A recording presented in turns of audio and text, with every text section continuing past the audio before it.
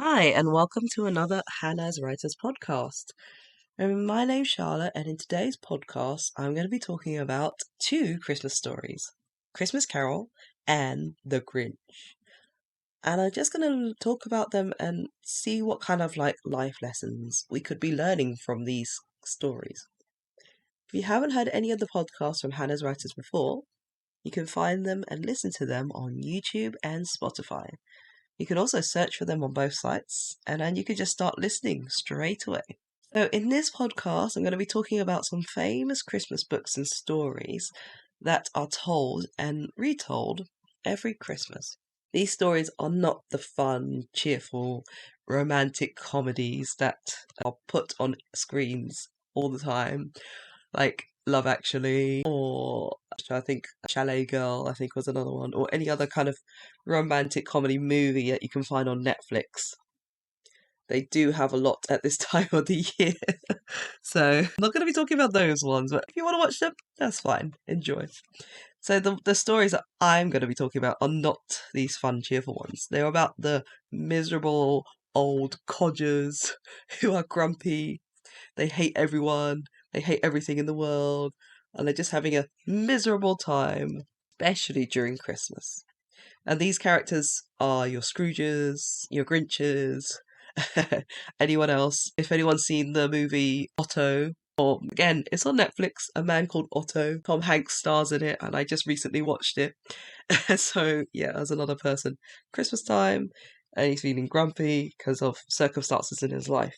And he's just having a bad Christmas. So in these Christmas stories, the author wants their characters to kind of see the error of their ways. And not really the error of the ways, just to see or to help them see where things maybe went a bit wrong or went a bit askew during their life. And they kind of create a situation in the story where the character does terrible things at the beginning of the story. And it kind of makes you want to hate them, kind of makes you want to feel, oh God, what's wrong with this person? Why are they so miserable? But of course, at the beginning of the story, you don't know their story. You just see the actions that they're doing. You see their behavior that they're exhibiting. And you immediately cast a stereotype about them. You know, it's just like one of those weird things where they push someone out of the way or they shove into the line and they're like, get out of my way. And you're like, God, something wrong with this person. They need an attitude check. But you haven't fully delved into that character and why they've in a terrible mood at that particular time. So the writers actually do them justice at the beginning just to make them feel, oh God, what's wrong with this person? But then they spend the rest of the story telling you their story, and it makes you feel more sympathetic towards them, makes you understand that character a bit more, makes you understand why they're in that kind of a mood, especially during Christmas. And then during the rest of the story, towards the end, they try to resolve the terrible things that they've done. They have a change in character, and then they try to make things right. And they always make it right just in time for Christmas, which I think, I know, is very corny, but it's one of those things. It's a Christmas story. Everything has to be ready just before Christmas. And on the Christmas day, everything goes according to plan, or things happen that make everything happy and everyone, oh, it's great. So I'm going to talk about Christmas Carol. And in the Christmas Carol story, there's a man called Ebenezer Scrooge. And of course, if anyone knows the story, he's met by three different ghosts during the night, I think just before Christmas. So Christmas Eve, he goes to bed and three ghosts appear before him. There's a ghost of Christmas past who comes first, the ghost of Christmas present, and then finally the ghost of Christmas future. If you've ever seen The Muppet Show, A Christmas Carol, then yeah, you might have remember the terrifying Ghost of Christmas Future, which terrified the pants off me when I was a kid, and I was like, oh, what is this show? But, you know, the story of it and the actions that he redeemed himself in the end. Anyway, going back. The Ghost of Christmas Past shows Ebenezer Scrooge what happened to him during his life as he was growing up. And this kind of sets a story for us so we can see how he has grown up, see the experiences he has experienced. His childhood years, his teenage they show us, and then his failed engagement with the love of it, which was quite sad. And again, it's a painful reminder to Ebenezer. He's watching all of his past failures, he's watching all of his life before him. That shows the audience, what his life was like and what he experienced as he was growing up. And we then sympathize with this man. He wasn't always unoptimistic, he wasn't always miserable, he wasn't always sad or unhappy about things. It's just because he didn't get what he wanted, or he didn't get was what he wanted at that time, or he didn't pay enough attention to something and he lost it, like his engagement to his wife, or in his teenage years he was so hopeful, he wanted to do well, and he wanted to create things and do stuff. He had that kind of mind, but then because of circumstances and other people not giving him chances or just failing him, he started to see the world in a different way. He realized the world isn't fair. He realized that people don't always get what they want. Turned him into a miserable old man, which is quite sad. And of course, he doesn't want to see his past because, well, he's lived it and he doesn't want to relive it. A sad and scary moment, and it makes him feel anxious and sad, and he gets upset by it, of course, because these things happen to him and he doesn't want to relive it because it was so painful. But it then helps to show the audience reading or watching this movie that he wasn't always a grumpy old man. He wasn't always in a bad mood. It's just he turned out that way because of things that failed.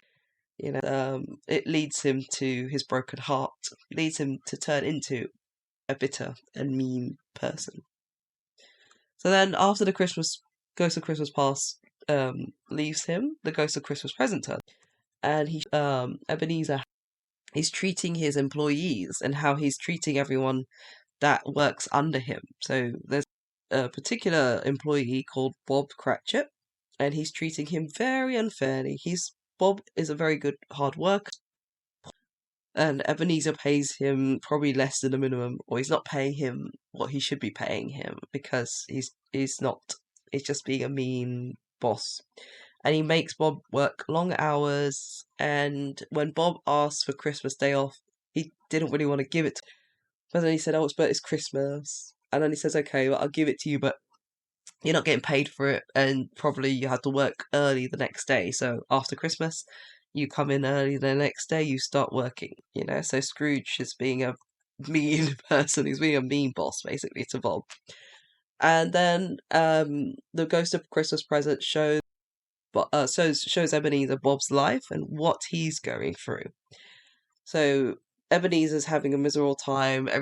He's being a bit selfish. He's thinking only about himself. He doesn't really think about his employees. He's not thinking about, oh yeah, they are a person who has different lives. And then he kind of has a small window into Bob's life, and he watches and he learns that he's underpaying him, and he knows that he should be making Bob miserable, basically. He's preventing him from buying. He's preventing this employee to be able to buy medicine for his son, who's sick. His son who walks on crutches and is terribly ill. He's coughing a lot. He's probably got the flu or the cold, and Bob can't buy any medicine to help because he's underpaid. He has to buy food for the house, he has to buy clothes, he has to buy other necessary things, just doesn't have enough money to buy medicine to help his sick child. And then during this short sliver into his, Ebenezer sees that Bob, although he should be miserable, he should be upset, he should be unhappy, he's actually positive about things, and he's trying to look on the bright side of stuff, which is a very different point of view to how Scrooge had, to Scrooge's point of view of his life. When things go wrong for Bob, he's got his family, he's got people around him, and he also has this optimism, and he tries to look at the best in every. So when he sees this, Scrooge is kind of shocked because it's a very different view to his view of life, and he's confused. How is this possible that this man, who I've made, who I have done terrible things to, is still looking towards the future, still hopeful, optimistic? and he feels bad. He starts to feel something inside, and something is shifting in his character. And then the Ghost of Christmas Future comes after, well, the Ghost of Christmas Present brings him back, and then the Ghost of Future comes, and he's basically shows him that if he doesn't start changing his ways, when he dies a terrible death. Nobody would even care for him, except for Bob Cratchit, who's the only person in the world apparently who would say something nice about him, who would take the time to say something good to in the funeral. And he seems to be the only kind of person to say something nice about him after everything. But everybody else just says, "Ah, good riddance to this man. Ah, thank God he." And so after all of these visits from the three ghosts, Scrooge finally decides to change his ways, and he changes for the better. And in the present, the next day when he wakes up, of course, Christmas Day, he says to a boy, "Go and buy some turkey, get it to the Cratchits," gives him a pay rise. He changes everything about himself because he can see the error of his ways, and he's trying to redeem himself. So A Christmas Carol is quite a nice how you can come back, you can be redeemed. It's a great story about redemption, and also helps you to see like the error of your ways and how you can look at things and change yourself for the. The next story I'm going to talk about is Dr. Seuss's The Grinch. And here we see a creature. He's a green and furry character. He absolutely hates Christmas in Whoville. He hates everything about it. Again, he's a mean and grumpy old person. He does not like the people who live in Whoville. He does not like Christmas. And again, people are like, "How can you be like this? Why don't you like Christmas?" Because in Whoville, everybody is friends with each other. Everybody is family with each other. Christmas is that time of the year where they all spend time together with their friends and family. They give each other presents. They sing. They laugh. They enjoy each other's company and spend time with each other. And you see the Grinch who's just miserable and mean and nasty, apparently. So then, as we watch or as we read the story, you learn a little bit more about his past. You learn how the people of Whoville, when they were kids, were actually just mean to him. They were shunning him because of his color, because of what he looked like, because of him being basically just different to them. And I think this kind of story by Dr. Seuss is actually quite nice, and I think Dr. Seuss is a very clever man when he was writing his children's stories, trying to talk to children and show them that just because someone's different, there's no way to treat them differently. And he shows how adults even treated something that was different and foreign to them, how children then picked up this from their adults, and how then it kind of snowballed into this thing where they isolated they gave him no family. To be fair, he was an orphan in the beginning, but still, it felt like everybody shunned him apart from those who looked after him when he was a kid. And he feels unwanted, he feels like he hasn't got any friends. Of course, of course. And he just turns into a miserable person, of course. Like, wouldn't you feel miserable if no one wanted to spend time with you, no one wanted to talk to you, no one wanted to be with you? You'd feel exactly the same ways. You kind of need to put yourself in the Grinch's shoes and feel everything that he's feeling. So in the story, every year during Christmas, Whoville Town sets up Christmas decorations, they get all the presents ready, they get their friends and family, they have a great time. The Grinch feels left out, and he is left out. He said instead of living in the town, he lives up on the mountain. So physically and metaphorically, he's out, and he feels like he has to suffer all by himself because he's by himself up there, apart from his dog. And he goes out on the streets and he walks around Whoville. He sees people having a good time. He sees everyone so happy and being wonderful and nice to each other. And then he tried to join in, but then they just look at him in disdain. And they just again isolate him. They don't even try to include him. So he just then gets that feeling of sadness and he feels miserable. Again, it's due to behavior of other people, really. And I know, some people are just. We say kids can be mean, adults can be mean too. It's not a kids thing. It's adult shown to kids, and kids see and they think, "Oh, that is the behavior that I need to have as well." Sorry, I'm just going on for the tangent here, but it is hard especially when kids see their parents doing things and they think, oh, this is acceptable because my parents can do it, I can do it. And the parents then lead the children to bad behavior. And it's sad and it happens. No, nobody is not guilty of it. Everybody is guilty of some kind of discrimination or something that then pushes the child to think, oh, okay, this is great, I can do this too. So Dr. Seuss, again, I have to say, he's a very clever person for writing this story.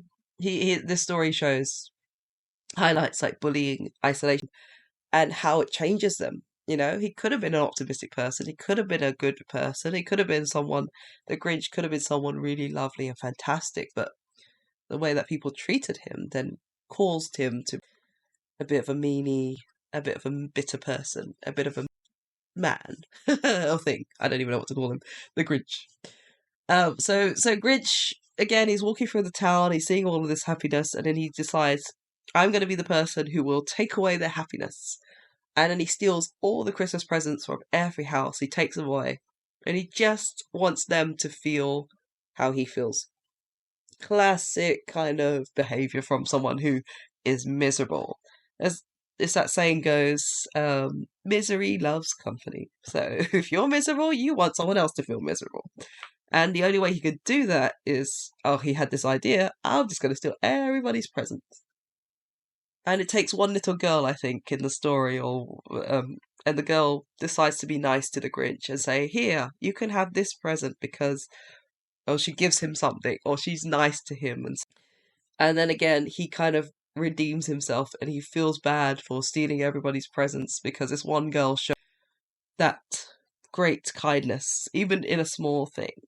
And it was enough to help him really. There's no need for me to make everybody else miserable. Yes, I'm miserable, but nobody else has to be. And then he gives everyone back their presents, and he turns into this great person who, or not, he doesn't turn into a great person. He turns into a person who wants to change, and he wants to become better, and he's trying to redeem himself. So the Grinch, even though he stole the presents, he returned them. And then they finally kind of realize, the people of Whoville finally realize that they had been mean to him for no reason. And they also then see the error of their ways. And I think that's a very clever point to this story. Both sides, the Grinch and the people in Whoville, they go through these changes throughout the story. They all realize that the way they behaved towards each other just wasn't great in the first place. And they realized that. And so they both changed their behavior. They both changed their perspectives. And then they include the Grinch into different things. And they hope to include him as they go along. And again, they get all this kind of revelations just before Christmas. And they celebrate Christmas together. And they all have a good time. And hopefully then that means that it's quite a nice and clever way to show kids that you behaved one way at the beginning, but there's always time. There's always time for you to redeem yourself and make things better. You don't always have to stay like that, you know? You don't always have to be that mean or bitter person. You don't always have to be that person who's you can change, and you can change for the better. And not just one person's perspective, everybody's perspective. And I think that's the main story about the Grinch, which is one of the reasons why I quite like the story. And even though it is a kid's story, it's something that everyone can learn from, not just adults. Everybody, you know. It's a really clever story. That's all I have to say about it. So thank you, Seuss, for creating the Grinch's story, and thank you to oh gosh, I forgot the name of the person who created the Christmas Carol. A Christmas Carol by Charles Dickens, of course. So thank you, Charles Dickens, as well. Charles Dickens, for being a great author and for writing the story about Scrooge to help people realize the error of their ways and help people to redeem themselves, to become better. So these are wonderful stories, I think, for Christmas that people can learn. Thank you for listening to the podcast. That's all for today. I know I kind of rambled on a bit too. But I hope that listening to this podcast has given you an insight into people's characters, their redemption, and coming back from becoming too miserable, you can, I think the main takeaway from these stories is you can change yourself. You can do better. Always. You just need a bit of reflection on what your behavior is at the moment and how you could change for the better. I am just going to quickly mention that Hanaz Writers have their own website. It's called hanazwriters.com. And it's a website that you can use to write your own novels and stories. So if you have a burning novel that you really want to write out, check out their website. Sign up if you have to. They're free. It's a free deal. You don't have to pay for anything. And you can get your work checked and read by a team of professionals. If you've liked and enjoyed this podcast and you'd like to listen to more, then click the subscribe button below. You can hear more podcasts with Hanaz Writers on their YouTube and Spotify channels. You can also follow Hanaz Writers on Facebook, and their handle is @hanaz.writers. Thank you very much for listening, and until next time,